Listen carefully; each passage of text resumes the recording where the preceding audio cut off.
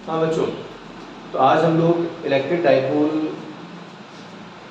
के इफेक्ट में electric field कितना बनेगा, इसके एक्सिस पर, इसके इक्वेटोरियल पर, इन सब पर फोकस करने वाले हैं। लास्ट क्लास में आपको कह चुका हूँ कि इलेक्ट्रिक डाइपोल जो टॉपिक है आपका, ये लेसन 1 और लेसन 2 दोनों एक कॉमन टॉपिक है। लेसन 1 में भी और लेसन 2 में भी इलेक्ट्रिक डाइपोल और डाइपोल मोमेंट हम लोग बेटा लास्ट क्लास में डिस्कस कर चुके हैं। एक बार हल्का फुल्का तो दोबारा देख लीजिए। डाइपोल है क्या? It is arrangement of two charge. Okay, electric dipole is arrangement of two charge. ध्यान से सुनना बेटा, अच्छे से समझना। What is dipole? It is arrangement of two charge. It is not a new physical quantity, ये एक असेंबलिंग है चार्ज के। Arrangement of two charge, both charge equal in magnitude. दोनों चार्ज का मैग्नीट्यूड सेम रहेगा। अगर ये 1 कूलम है तो ये 1 कूलम रहेगा, 2 है तो 2 है, 3 है तो 3। नेचर डेफिनेटली अपोजिट, एक प्लस और दूसरा माइनस। और यहाँ पर दोनों जो चार्ज है उनके बीच में जो गैप लिया हम लोगों ने, उस गैप को हम लोगों ने 2D से रिप्रेजेंट किया। ये गैप नेग्लिजिबल होना चाहिए। तो आइडियल डाइपोल के लिए, आइडियल कंडीशन के लिए 4 रिक्वायरमेंट्स होती हैं। फर्स्ट रिक्वायरमेंट, दो चार्ज का अरेंजमेंट होना जरूरी है। सेकंड, दोनों का मैग्नीट्यूड सेम होना जरूरी है। थर्ड, नेचर अपोजिट होनी चाहिए। And fourth and last, distance must be negligible. दोनों चार्ज के बीच डिस्टेंस जितनी कम होगी, डाइपोल की प्रॉपर्टी उतनी फाइन होगी। ये ध्यान रखिएगा। ये तो है डाइपोल। फिर इसका डाइपोल मोमेंट जो होता है, डाइपोल मोमेंट को हम लोग पी से शो करते हैं। What is electric dipole moment? That is equal to multiplication of magnitude of any one charge. दोनों में से किसी भी एक चार्ज का मैग्नीट्यूड ले लीजिए आप लोग, into shortest distance between these charge. तो दोनों चार्ज है ना डाइपोल के, उनके बीच जो भी स्मॉलेस्ट गैप है, स्मॉलेस्ट डिस्टेंस है, सेंटर टू सेंटर डिस्टेंस, उस डिस्टेंस को आप कंसिडर कीजिए। ये होता है electric dipole moment. Electric dipole moment की डायरेक्शन क्या होती है बच्चों? नेगेटिव टू पॉजिटिव, याद है ना? दिमाग में है? टेंशन है। इलेक्ट्रिक डाइपोल के जो दोनों चार्ज हैं, plus Q and minus Q, electric dipole की दोनों चार्ज है plus Q and minus Q, इनकी ज्वाइनिंग लाइन को हम क्या बोलते हैं? Axis of dipole. क्या बोलते हैं बच्चों? एक्सिस ऑफ डाइपोल, याद रखिएगा।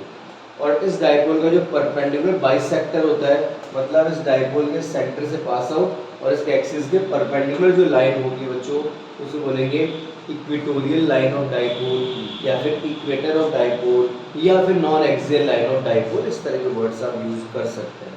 ठीक है। डाइपोल के दोनों चार्ज है plus Q and minus Q, इनके सेंटर टू सेंटर जो ज्वाइनिंग लाइन है उसे बोलेंगे लोग एक्सिस ऑफ डाइपोल या फिर एक्सियल लाइन ऑफ डाइपोल। ठीक है। सेंटर से पास आउट और एक्सिस के परपेंडिकुलर जो लाइन होगी, मतलब ऐसी लाइन जो डाइपोल को हाफ हाफ डिवाइड कर दे, परपेंडिकुलरली बाइसेक्ट कर दे, उसे हम बोलते हैं इक्वेटोरियल लाइन या फिर इक्वेटर लाइन या फिर नॉन एक्सियल लाइन। याद रखेंगे। तो दिक्कत तो परेशानी को ये बेटा लास्ट क्लास में आप डिस्कस कर चुके हैं। मिसाल में अब आज की बात शुरू करते हैं ना। आज हमारा टारगेट है electric field at axis of dipole. Dipole के एक्सिस पर या एक्सियल लाइन पर हमें इलेक्ट्रिक फील्ड की रिक्वायरमेंट है। इलेक्ट्रिक फील्ड की रिक्वायरमेंट है, समझ गए? चलिए शुरू करते हैं। हम लोग बेटा अपना टॉपिक शुरू कर रहे हैं, ध्यान से सुनना, अच्छे से समझना। सबसे पहले डायग्राम पर फोकस कीजिए बच्चों। आइए ध्यान दीजिए। We consider electric dipole. Dipole आपके सामने है बच्चों। नेम, रेफरेंस नेम आप कुछ भी दे सकते हैं। मैंने कहते हैं ए बी, आपको ए बी पसंद नहीं, कुछ और दे दीजिए, कोई परेशानी। ए बी सी बहुत बड़ी है, कोई भी नेम दे दीजिए। We consider electric dipole A B at A charge plus Q, at B charge minus Q, distance between these charge 2d, and their center point O. Any excuse? Preparation need. थोड़ा फिर center point है and this distance D and again D. Yes or no? ये करने का target वही पुराना है। Now calculate electric field intensity at required point T. इस बार का पॉइंट को मैं टी नेम दे रहा हूँ। क्यों दे रहा हूँ? कि टी यहाँ पर कुछ इलेक्ट्रिक डाइपोल मोमेंट हो जाएगा तो कंफ्यूजन ना रहे। और कोई एक्सक्यूज नहीं इसमें, ठीक है। तो calculate electric field intensity eight axis point, कहाँ पर है? Axis point T, which is at distance from centre of dipole. तो डाइपोल के सेंटर से r डिस्टेंस है, पॉइंट टी लेना है, लेकिन टी कहाँ लेना है? एक्सिस पर लेना है। तो बच्चों हम लोगों ने ये शो कर दिया, ये पॉइंट ले लिया टी, डाइपोल के सेंटर पॉइंट O से एक्सिस पॉइंट T को हम लोगों ने डिस्प्ले कर दिया है। और पॉइंट T पर क्या चाहिए बेटा अपने को? इलेक्ट्रिक फील्ड इंटेंसिटी, डन है। तो टेंशन ही बहुत बढ़िया। थोड़ा पॉजिटिव चार्ज का इलेक्ट्रिक फील्ड तुमने लिया E1, नेगेटिव चार्ज का इलेक्ट्रिक फील्ड लिया E2। क्या जरूरी क्या ऐसा लेना? नहीं, कोई जरूरी नहीं, आप नेम कुछ भी दे दीजिए, ठीक है। पॉजिटिव का अगर E1 ले, पॉजिटिव का E2 ले लेंगे, नेगेटिव का E1 ले लेंगे, कोई दिक्कत नहीं, वो अपने ऊपर डिपेंड करता है, ठीक है। पॉजिटिव के लिए इलेक्ट्रिक फील्ड की डायरेक्शन क्या होती है बेटे? Perpendicular outwards, yes. तो देखिए प्लस क्यू दिखाई दे रहा है, तो प्लस क्यू की वजह से पॉइंट डी पर इलेक्ट्रिक फील्ड आउटवर्ड, तो E1 वेक्टर की डायरेक्शन मैंने शुरू की। एक एक स्टेप पर ध्यान देना बच्चों, क्योंकि आपको पता है मैं पहले भी कह चुका हूँ, ज्योमेट्री समझ में आने का मतलब है 70% टॉपिक आपका कवर हो जाता है, ये हमेशा ध्यान रखना।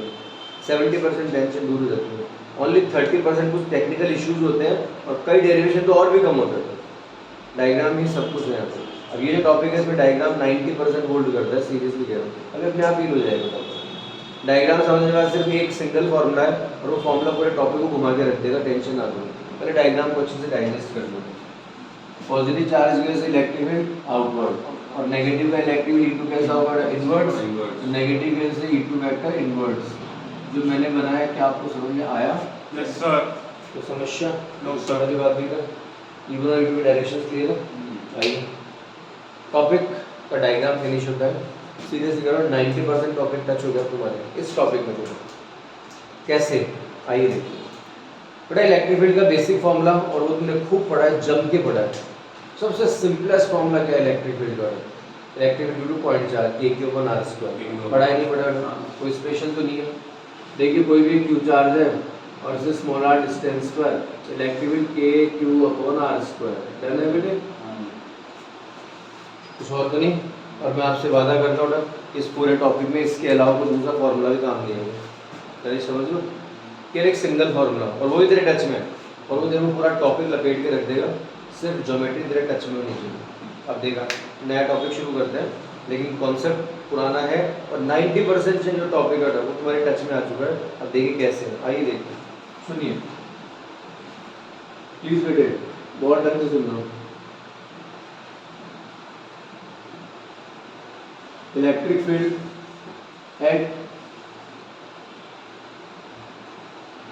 Axis point T, electric field count करना कहाँ? एक्सिस पॉइंट T पर, ड्यू टू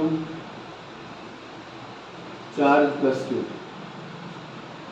बेटा चार्ज प्लस Q के इफेक्ट में इलेक्ट्रिक फील्ड काउंट करना है।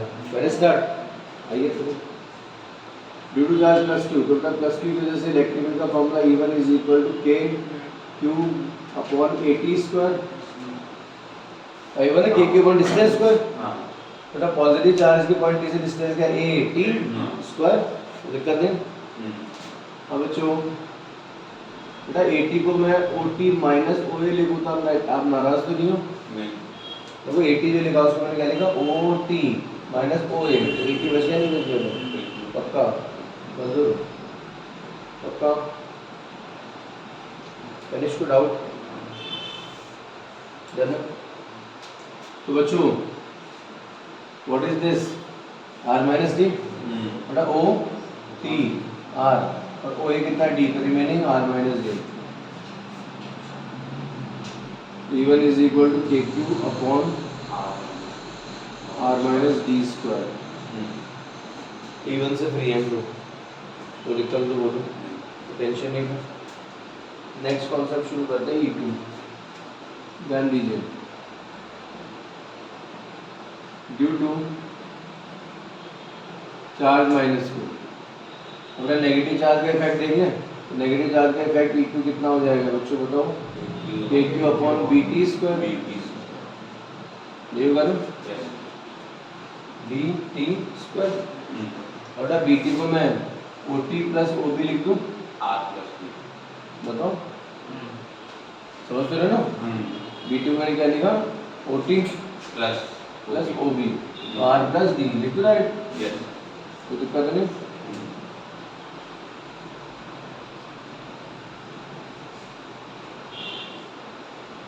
डन है। तो रिजल्टेंट इलेक्ट्रिक फील्ड कितना हो जाएगा? Resultant electric field eight point P का रिजल्टेंट इलेक्ट्रिक फील्ड है पर कोई दिक्कत नहीं। क्या बोल रहा था? E2 माइनस E1 क्यों माइनस क्यों किया? अपोजिट डायरेक्शन में। E2 माइनस E1 क्यों किया? E1 माइनस E2 नहीं कर सकते क्या? और दोनों कर सकते हैं, दोनों ऑप्शन अकड़ बकड़ कर लो जो ठीक बैठ जाए वो कर दो। जो ज़्यादा बड़ा। हाँ जी तो ये तो कंफर्म है कि दोनों अपोजिट डायरेक्शन में तो तय है कि दोनों माइनस होंगे तो ठीक है। लेकिन मुद्दा है किस में से किसे माइनस करें, 1 माइनस 2 करें 2 माइनस 1 करें, ये सोचने की बात है। ठीक है ये हाँ तनिष्क बताओ E1 माइनस E2 करें E2 माइनस E1 करें? रीजन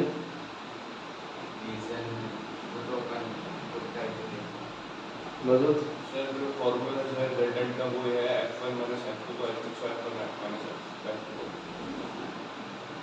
फॉर्मूला रिजल्टेंट का फॉर्मूला सपोज करिए इसलिए f1 minus f2 E1 minus reason क्या है? डिस्टेंस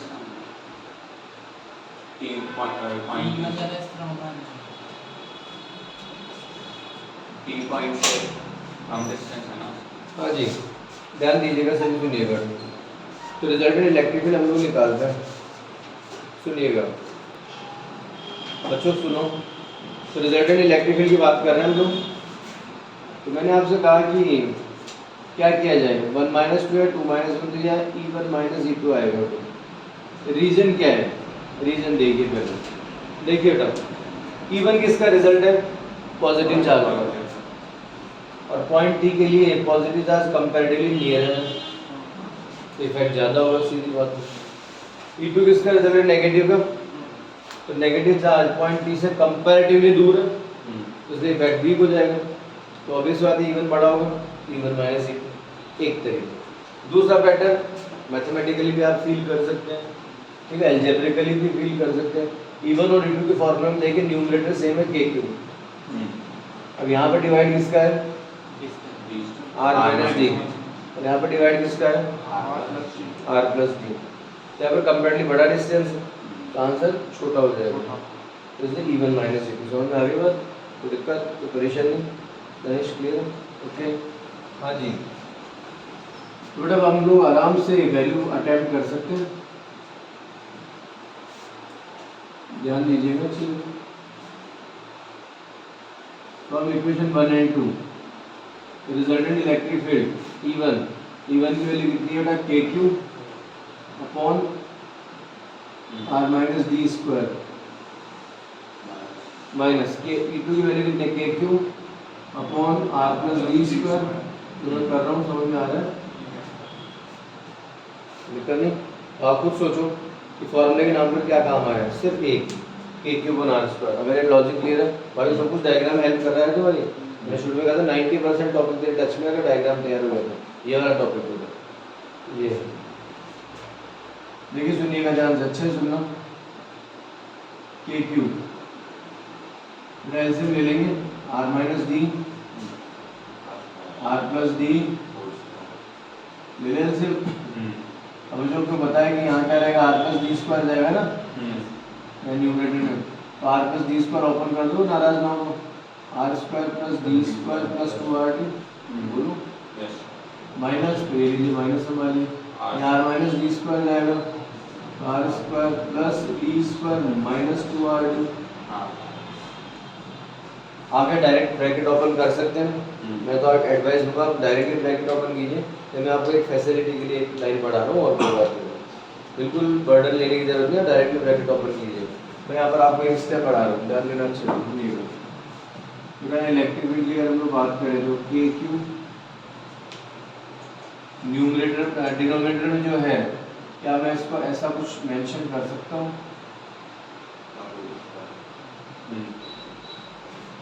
क्योंकि बेटा आपको पता है मल्टीप्लाई डिवाइडेड पावर कॉमन आ जाती है, प्लस माइनस में कभी कॉमन मत लेना, ध्यान रखना था। कहीं लिखा हुआ है x square into y square, आप इसे x into y whole square दे सकते हैं, अलाउड है। कहीं लिखा हुआ है x square plus y square, इसको कहीं x plus y whole square मत दे देना, गलत हो जाएगा। प्लस माइनस का भी पावर कॉमन नहीं है तो याद रखिएगा, इससे मल्टीप्लाई डिवाइड फॉर्म में ही आ सकती है।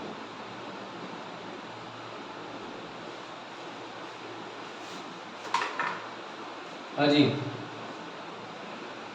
ब्रैकेट ओपन करें ना, R square plus D square plus 2rd minus R square minus D square plus 2rd। Yes और नो? Yes sir. बेटा प्लस और माइनस आर स्क्वायर प्लस और माइनस डी स्क्वायर कैंसिल करें, what is the answer? K Q upon, सामने देखिए A minus B और A plus B, A square minus B square, याद है क्या? Yes R square minus D square whole square हो गया क्या? Yes sir. अभी 2rd और 2rd कितना हो जाएगा? 4rd। बच्चों जो 4rd लिखा हुआ है इसको अब नाराज हो तो 2d इंटू 2r लिख दूंगे ना, एक ही बात है। वही है जनाब, तो दिक्कत है क्या? परेशान नहीं है क्या?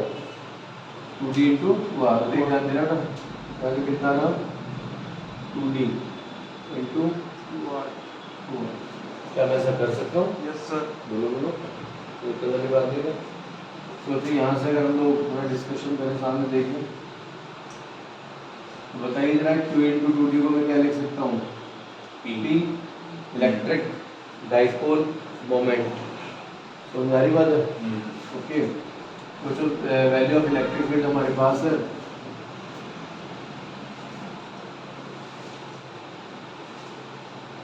कितना रहा? K Q इंटू 2D कितना आ गया? P इंटू 2R, तो ये लीजिए 2 और ये लीजिए R, तो दिक्कत तो नहीं?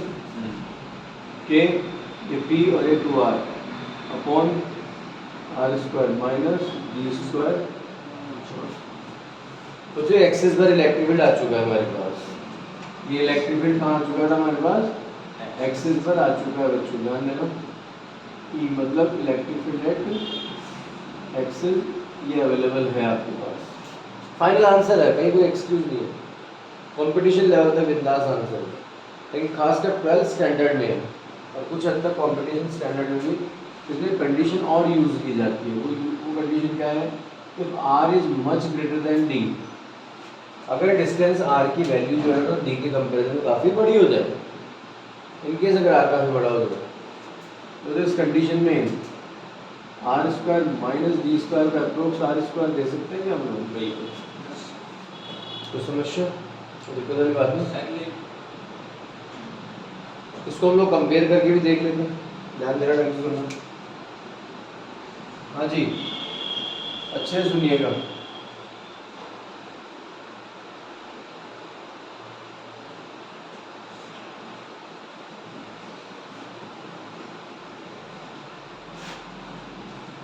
तो जो अगर मैं आपसे कहूँ कि 10 इज मच ग्रेटर देन 2, गलत नहीं है? 10 और में कितना डिफरेंस है? 8 का डिफरेंस बोलो है नहीं? ओके, अब तो सोचो कि 10 और 2 में कितना डिफरेंस है ना? 8। तो जैसे मैं स्क्वायर करूँगा तो डिफरेंस कितना खतरनाक हो जाएगा? 10 स्क्वायर कितना? 100 और 2 स्क्वायर 4। तो क्या मैं कह सकता हूँ कि 10 स्क्वायर मतलब 100 much much greater then 2 square मतलब 4। तो 100 और 4 में कितना डिफरेंस है? 96 का डिफरेंस है बेटा। तो आ रही नहीं बात?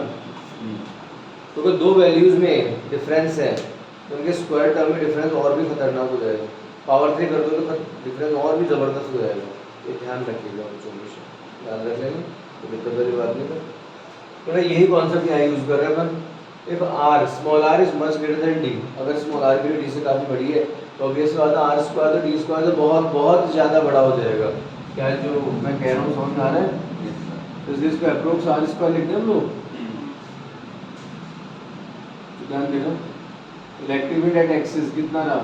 2kpr अपॉन तो यहाँ पर आर स्क्वायर और होल स्क्वायर तो आर पावर 4 हो गया क्या? आर से पावर 4 कैंसिल होगा तो इलेक्ट्रिक फील्ड एक्सिस पर कितना आ जाएगा? 2kp/r3 लिख सकते हैं ना? Electric field at axis inversely proportional to r3। बताइए, है कोई टेंशन? कोई दिक्कत नहीं? कंफर्म? ओके, टॉपिक फिनिश होता है, कंप्लीटली फिनिश। अब इस पर न्यूमेरिकल आए तो थोड़ा सा ध्यान रखना कि न्यूमेरिकल में कौन सा फॉर्मूला यूज़ करना है। देखो ये या ये थोड़ा बड़ा उस समय आपको भी कॉमन सेंस यूज़ करना पड़ेगा हल करने का। वैसे हिंट आपको पूरा मिलेगा। फॉर एग्जांपल अगर किसी न्यूमेरिकल में दे रखा है कि डिस्टेंस में कितना था, सपोज 2 मिलीमीटर और ये डिस्टेंस देती है सपोज 10 सेंटीमीटर, एक एग्जाम्पल। अब सोचिए 2 मिलीमीटर है और ये डिस्टेंस देती है 10 सेंटीमीटर, तो बहुत ज़बरदस्त डिफरेंस आ चुका है। मानते इस बात को? दिक्कत वाली बात नहीं। तो ये डिफरेंस काफ़ी बड़ा है, तो इस कंडीशन में ये वाला काम होगा। लेकिन अगर कुछ ऐसा है कि ये बता सपोज ये 2 मिलीमीटर है और ये डिस्टेंस आप देते 5 मिलीमीटर या 7 मिलीमीटर, तो नो डाउट मैं भी मानता हूँ कि डिफरेंस तो है, डिफरेंस तो है, लेकिन ऐसा भी नहीं कि बहुत खतरनाक डिफरेंस है। तो फिर अगर कॉम्पिटिशन लेवल में खास कर बात कर रहे हैं तो फिर यही फॉर्मूला काम मिले ना, ये काम मिलेगा। ओके, टॉपिक फिनिश होता है। डाइप जो थ्योरी एक बार मैं रिकॉल करवा देता हूँ आपको, थ्योरी दिमाग में रखना। We consider electric dipole AB, charge plus Q at point A, charge minus Q at point B, centre point O and distance between these charge 2D. Now calculate electric field intensity at required axis point T, which is a distance small r from center of dipole O. ठीक है, फिर आप reference दे दीजिए। Due two plus Q charge electric field is E1 and minus Q E2। उसको आगे derivation आप start करेंगे। पूरा समझ में आता है अच्छे से, परफेक्टली, कोई दिक्कत नहीं। चलो फिनिश करो।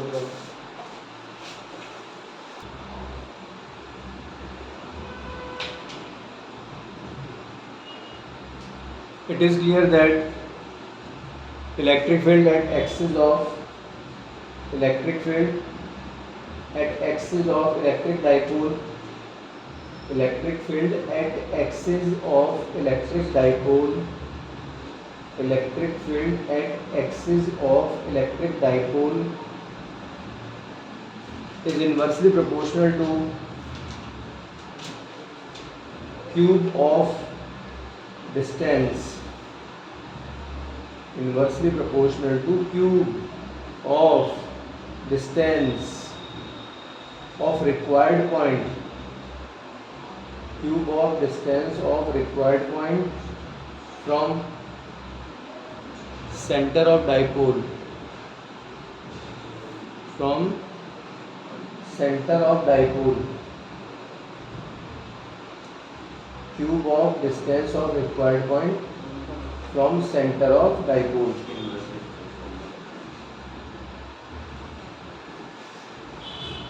लिख चुके हो सभी? नेक्स्ट हेडिंग दो बेटा। Next topic, electric field at equatorial line, electric field at equatorial line, electric field at equatorial line of electric dipole, electric field at equatorial line of electric dipole, of electric dipole।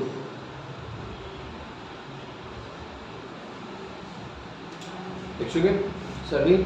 तो चलिए शुरू करते हैं। Next point,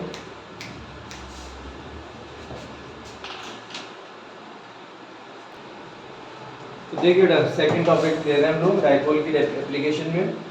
electric dipole बहुत पुराना ले लिया हम लोगों ने, AB। We consider electric dipole AB at A plus Q, at B minus Q, centre O and distance between them 2D। Same property, target भी सेम है। ध्यान देना क्या काउंट करना है, electric field intensity at required point T which is a distance r from center O। तो centre O से r distance में पॉइंट T लेना है।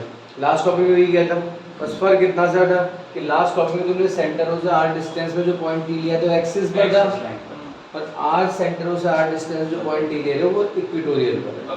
डिफरेंस ये है, ठीक है। इक्वेटोरियल लाइन का मतलब समझते हो, line passing from centre of dipole and perpendicular its axis, इसके एक्सिस से परपेंडिकुलर, ठीक है, कोई दिक्कत नहीं।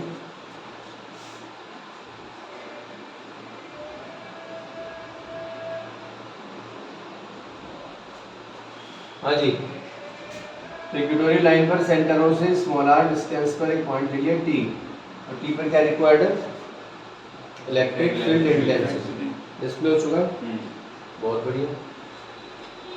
पॉजिटिव चार्ज का इलेक्ट्रिक फील्ड तूने लास्ट टॉपिक में भी E1 लिया, और नेगेटिव कितना लिया, E2। और आप सब अच्छे जानते हैं पॉजिटिव के लिए इलेक्ट्रिक फील्ड कैसा होता है, आउटवर्ड। तो वो माइंड सेट रखो हमेशा, जब टॉपिक की एलिमेंट्री बन रही हो ना उस समय आपका माइंड बिल्कुल करंट में होना चाहिए। ये टॉपिक की एलिमेंट्री को तू जितना ग्रिप करेगा ना टॉपिक तेरे सामने उतना ही इजी बनेगा, और एलिमेंट्री तेरे हाथ से जितनी निकल गई है ना टॉपिक उतना ही डरावना होता जाएगा। हमेशा याद रखना इस बात को, एलिमेंट्री को हमेशा बिल्कुल ग्रिप किया और एक एक स्टेप को समझा करो कि मैं कोई शॉर्टकट नहीं काटता और आपको पता है हम डिटेल में ले रहे हैं हर टॉपिक को, कोई शॉर्टकट नहीं करें। ज़्यादा दिमाग मतलब है डेरिवेशन मेरे आएगा नहीं आएगा ये मत सोचो, क्योंकि सोचने लायक कंडीशन नहीं है। आपको बता रहे कि मान लीजिए कि मैंने पहले बताया था, सपोज कीजिए एग्जाम में जो क्वेश्चन आने हैं, एग्जाम में डेरिवेशन आने, सपोज कीजिए 5, ठीक है, एग्जाम में 5 डेरिवेशन आने पूरी सब्जेक्ट में, पूरे फिजिक्स में, तो वो 60 to 70 डेरिवेशन है, मान लो एक एग्जाम्पल दे, ठीक है। अगर उनमें से सेलेक्टेड 5 तो नहीं कर सकते ना, अटैम्प्ट सारे करने पड़े, इसी का तो नाम एग्जाम, कहीं से भी कुछ भी दिया जा सकता है, तो ये प्रॉब्लम है। तो इसलिए हर टॉपिक को फोकस करके चलिए, ठीक है। आइए ध्यान दीजिएगा, पॉजिटिव चार्ज के लिए इलेक्ट्रिक फील्ड क्या है, E1 लिया, और पॉजिटिव के लिए इलेक्ट्रिक फील्ड की डायरेक्शन क्या होती है, आउटवर्ड।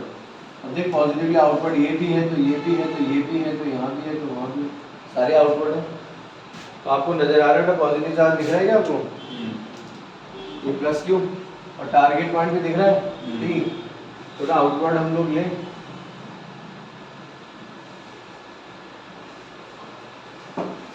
तो पॉइंट टी पर जो आउटवर्ड इलेक्ट्रिक फील्ड है क्या उसकी डायरेक्शन हमें समझ में आती है या नहीं आती है, तो विकल्प बोलो, डन है। पॉजिटिवली आउटवर्ड, नेगेटिवली क्या होना चाहिए, इनवर्ड्स, तो negatively inwards.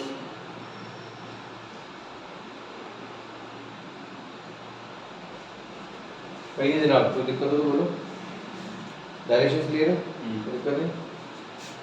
This distance r and this is d, then hypotenuse root r square d again, yes or no, tension ले लो, ओके।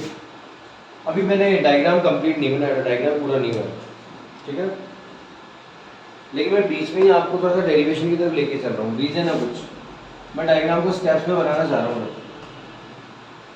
डेरिवेशन पार्ट, ये जो टॉपिक आपका इसका डेरिवेशन पार्ट पिछले टॉपिक से काफ़ी स्मॉल है, काफ़ी छोटा पार्ट है, लेकिन लॉजिक पिछले टॉपिक से इसका बेटर है, ध्यान देना, ढंग से सुनना। E1 और E2 की डायरेक्शंस क्लियर है आप लोग, तो करें वैल्यू निकालते हैं। Electric field at equatorial point T, तो इक्वेटोरियल पॉइंट टी पर अपने को इलेक्ट्रिक फील्ड निकालना है, तो सबसे पहले due to charge plus Q, plus Q की वजह से निकालें तो E1 कितना है, K Q upon AT square, AT square, same question है, सेम कंडीशन है। अगर आप सोच AT की वैल्यू कितनी होगी, R square plus D square under root, या मैं गलत कह रहा हूँ, AT पाइथागोरस थ्योरम से ये होगा root R square plus D square, confirm हो कर लें। अब यहाँ पर AT स्क्वायर है तो वैल्यू रखिए, तो E1 is equal to K Q upon R square plus D square, yes बोलो, धीरे धीरे E1 से फ्री हो गए, मार्क यार। अब यही कंडीशन E2 के लिए अप्लाई करें, यस नहीं समझ में आ रहा पक्का, हाँ बोलो।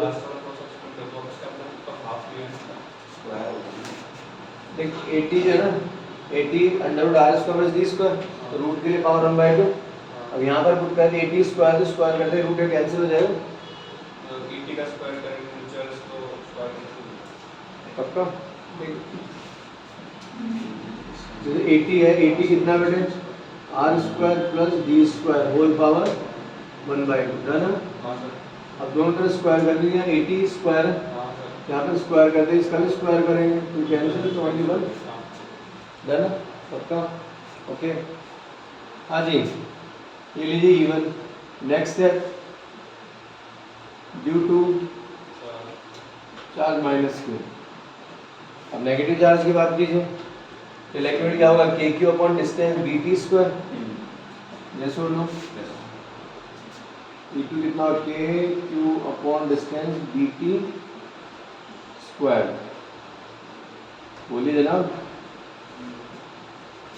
कर ली जितना 80 है उतना ही बी टी है, कर दे डायरेक्ट अब तो K Q upon R square plus D square. बोलिए बी टी कितना है root R square plus D square, इसका भी स्क्वायर करो, स्क्वायर करते रूट कैंसिल होगा तो R square plus D square. क्या सीखा, क्या समझे? फ्रॉम इक्वेशन 1 एंड 2 तो E1 इक्वल टू E2 हो गया क्या? बोलो बोलो। हाँ। तो electrical E1 and E2 equal in magnitude. E1 और E2 दोनों मैग्नीट्यूड में सेम है। पक्का मैग्नीट्यूड सेम है। अब डायरेक्शन सेम है अपोजिट है? ना तो सेम ना अपोजिट, डिफरेंट डायरेक्शन। तो क्या करेंगे, कंपोनेंट डिवाइड कर देंगे। ठीक है, अगर ये E1 E2 सेम डायरेक्शन में तो ऐड कर देते, अपोजिट से विजिट होगी तो सब्ट्रैक्ट किया था। ये क्या रैंडम डायरेक्शन से डिफरेंट डायरेक्शन में क्या करें, कंपोनेंट डिवाइड करें। और कंपोनेंट डिवाइडेशन के लिए एंगल का रेफरेंस होना जरूरी है, एंगल मिलना जरूरी है। तो सबसे पहले हम लोग एंगल पर फोकस करें। मैं डायग्राम को स्टेप्स में इसीलिए बना रहा हूँ ताकि आप लोग फील करें मैंने क्या किया और क्यों किया। सिर्फ ये ना रटना कि क्या किया, ये भी समझना कि ऐसा ही क्यों किया, कुछ और भी कर सकते थे क्या, ध्यान रखना। तो आपके दिमाग में क्लियर है E1 E2 मैग्नीट्यूड में सेम आ चुके हैं लेकिन डायरेक्शन अलग है, तो इनको कंपोनेंट में डिवाइड करना पड़ेगा। इसलिए मैंने डायग्राम पूरा नहीं बनाया था, स्टेप से बना रहे हैं अपन। आइए ध्यान दीजिएगा, सभी सुनिए कर दो। थीटा डन, थीटा केवल एंगल का रेफरेंस दें। अगर ये थीटा दे भी थीटा होगा, कौन सी प्रॉपर्टीज है, सिमेट्रिसिटी ऑफ ट्रायंगल ले लो, तो ट्रायंगल सिमेट्रिक है। ठीक है, थीटा ये भी थीटा हुआ है। हाँ। कौन सी प्रॉपर्टी, ऑल्टरनेट एंगल। पक्का, कॉरस्पॉन्ड एंगल जान लो सर अल्टरनेट में तो वो get yes theta then theta, तो क्या हो गया कॉरस्पॉन्ड एंगल। और ये थीटा दे भी थीटा, ये है ऑल्टरनेट। सर ये अल्टरनेट उल्टा भी चलता कंफर्म। अब देखिए कंपोनेंट डिवाइड कर रहे हैं, जहाँ से एंगल बन रहा है देखो सुनो, E1 वेक्टर जहाँ से एंगल बना है तो उसके along E1 cos theta, yes sir. Then perpendicular E1 sine theta. इस तरह से E2 के लिए E2 cos and this is E2 sin।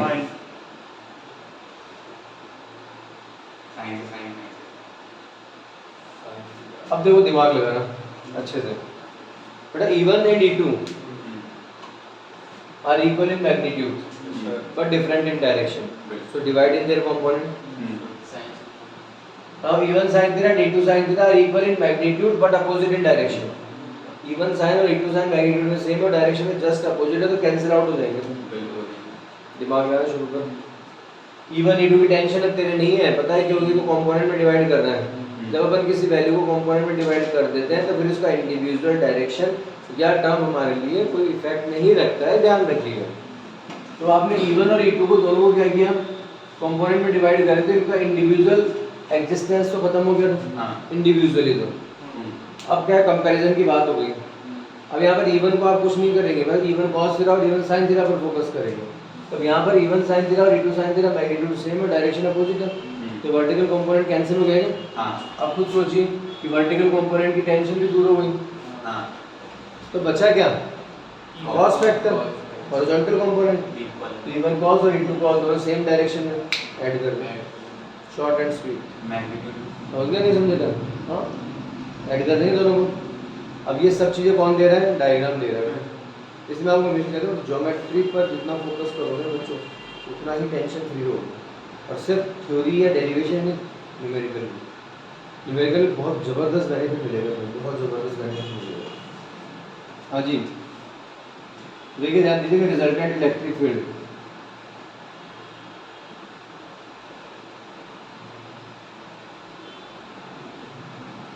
Point T पर रिजल्टेंट इलेक्ट्रिक फील्ड कितना हो जाएगा बच्चों बताओ जरा? E1 cos theta plus E2 cos theta. सहमत हो?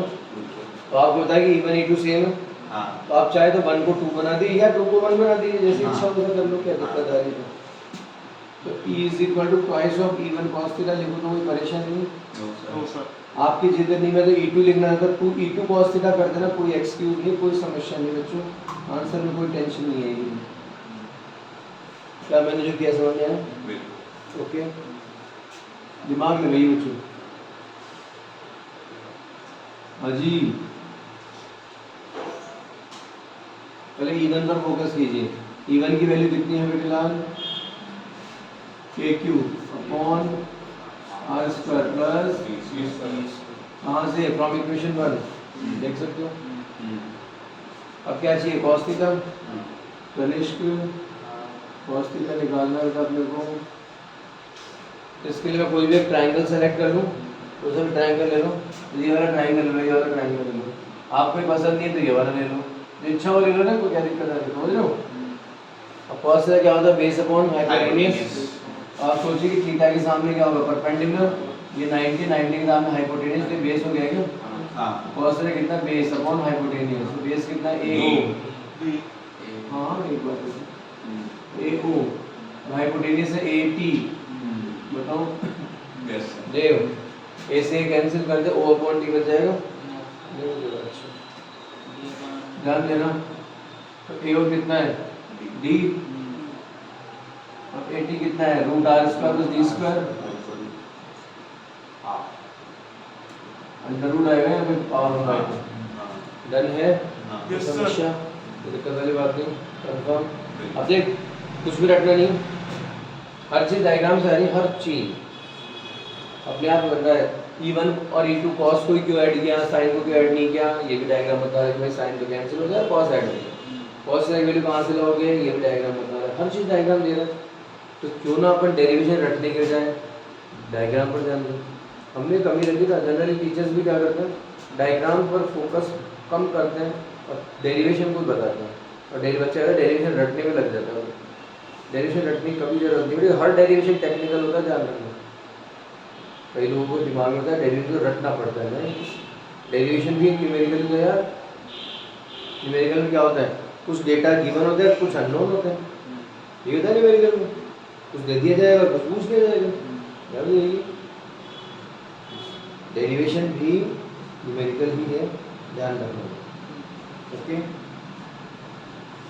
तो बच्चों दोनों वेरिएबल को इक्वेशन 3 में रख रहे हैं। Electric field is equal to E1, E1 की value KQ upon R square plus D square ये लो सब into cos theta, cos theta कितना है? D upon R square plus whole power 1/2। कहो जनाब, कोई दिक्कत, परेशान नहीं। इनकेस अगर मैं आपसे कहूँ कि मैं ऐसा लिख दूँ क्या, तो आप नाराज तो नहीं होंगे? बिल्कुल भी नहीं। दिमाग में गई KQ और एक 2 इंटू डी और एक R square plus D square power 1 और एक पावर 1/2, तो बेस से तो पावर 8 हो जाएगी, 1 प्लस 1/2 3/2, पक्का दिक्कत वाली बात नहीं। तो जो Q इंटू 2D क्या लिख सकते हो? P, याद है ना electric dipole moment. Yes sir हाँ जी, Q इंटू 2D क्या लिख दिया? P। तो इलेक्ट्रिक फील्ड कहाँ पर?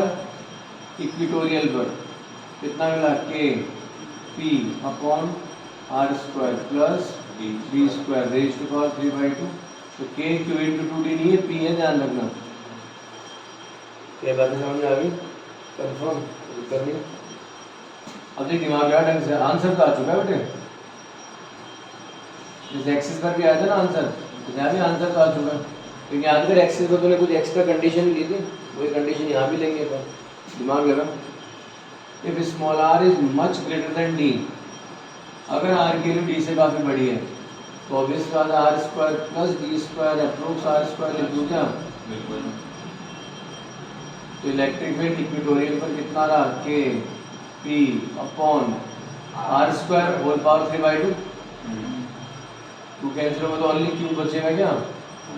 बताओ।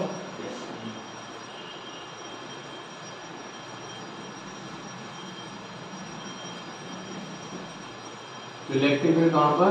इक्वेटोरियल पर कितनी रही? KP upon R cube. KP upon R cube. ठीक है। जनरली क्या होता है, हमारे दिमाग में एक फॉर्मूला बार बार क्लिक करता रहता है, K Q upon R square. बेटा ध्यान रखना ये के क्यू नहीं है, के पी है और आर स्क्वायर नहीं आर क्यू है। प्लीज बी सिंसियर, जल्दी वाले में गड़बड़ मत कर देना। Next thing, electric field axis पर कितना मिला? 2kp अपॉन आर क्यू। और इक्वेटर पर कितना मिला? तो शायद आप इस बात को रियलाइज कर सकते हैं, electric field at axis upon equatorial that is 2:1। तो एक्सिस पर इलेक्ट्रिक फील्ड इक्वेटोरियल का डबल या फिर इक्वेटोरियल पर इलेक्ट्रिक फील्ड एक्सिस का half. When all physical practical conditions remain identical। अगर बाकी सारे प्रैक्टिकल कंडीशन में कौन कौन है? डाइपोल के सारे पैरामीटर, चार्ज की वैल्यू, इनका distance, nature of medium, distance R, अगर ये सब कांस्टेंट है तो एक्सिस के कंपैरिजन में इक्वेटोरियल पर जस्ट हाफ हो जाएगा, या इक्वेटोरियल के कंपैरिजन में एक्सिस पर जस्ट डबल हो जाएगा। कैसे भी घुमा लो। डन है? Logic clear? कोई भी समस्या, कोई दिक्कत? पक्का?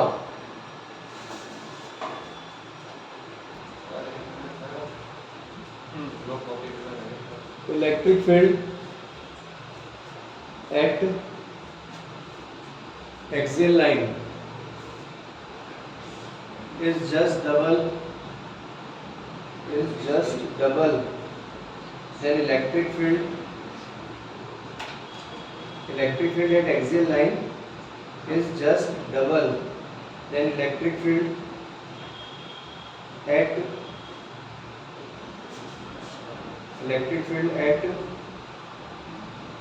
equatorial line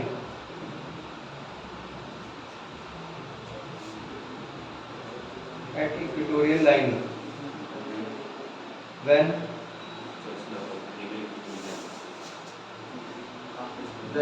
all physical practical conditions remain identical। When all physical practical conditions remain identical।